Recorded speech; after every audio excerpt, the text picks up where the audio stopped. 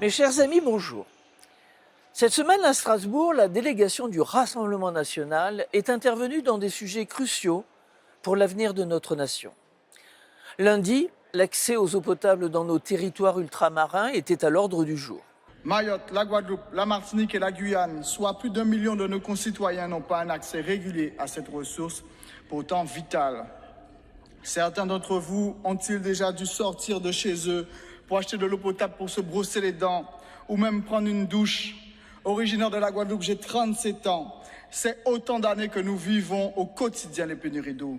La France verse un chèque de 27 milliards d'euros, est en droit d'attendre une manifestation concrète de solidarité de la Commission à l'égard de ces régions ultra-périphériques. Ce sujet a tragiquement percuté l'actualité avec la catastrophe du cyclone Chido qui a frappé nos compatriotes mahorais.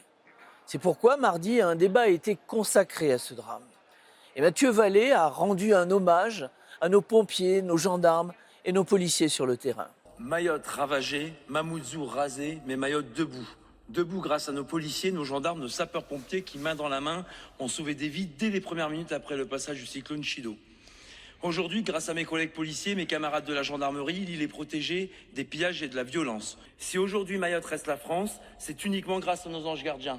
Ces policiers, ces gendarmes, ces sapeurs-pompiers, ces militaires qui donnent tout malgré le peu qu'il leur reste sur cette île. André Rouget a une nouvelle fois dénoncé l'abandon total de Mayotte par nos gouvernements successifs depuis des décennies.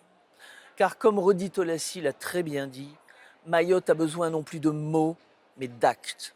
Mayotte, c'est l'Europe, mais je n'oublie pas que les députés français de la gauche et de Renew ont voté contre ma proposition d'un débat sur l'urgence vitale de l'approvisionnement en eau pour nos compatriotes ultramarins. De même, lorsque vous protestiez contre l'opération Wambouchou de rétablissement de l'ordre et de destruction des bidonvilles que Chido a transformés en tombeaux de milliers de pauvres gens. Mercredi, le Parlement européen et l'Union européenne se sont encore illustrés par leur acharnement à saper encore davantage la souveraineté de nos États.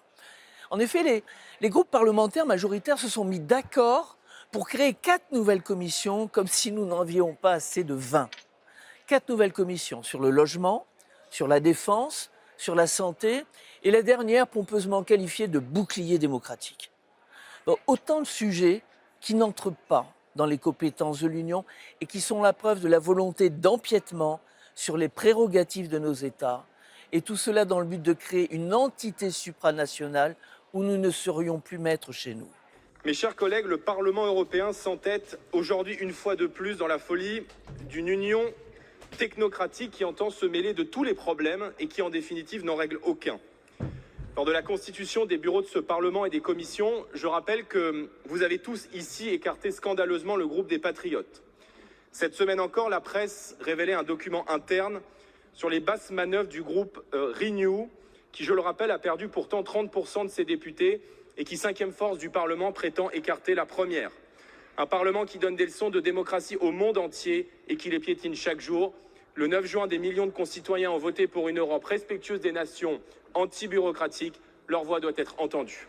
Jordan Bardella a aussi tenu à défendre nos agriculteurs et à dénoncer l'accord de l'UE-Mercosur, négocié dans la plus grande opacité et signé dans le dos des États par Ursula von der Leyen. Madame la Présidente von der Leyen, oserez-vous regarder les agriculteurs français dans les yeux? Vous vous rendiez en Uruguay pour conclure un accord de libre-échange avec le Mercosur qui s'apprête à signer la mort de milliers d'exploitations agricoles françaises.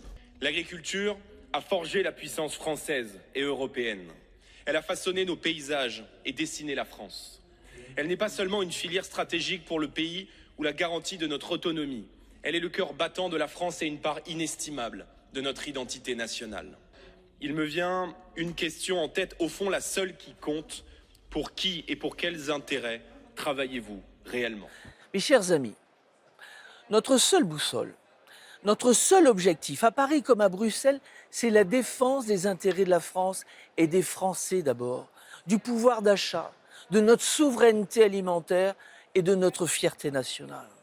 Alors je vous le dis, le combat continue et il continuera jusqu'à la victoire.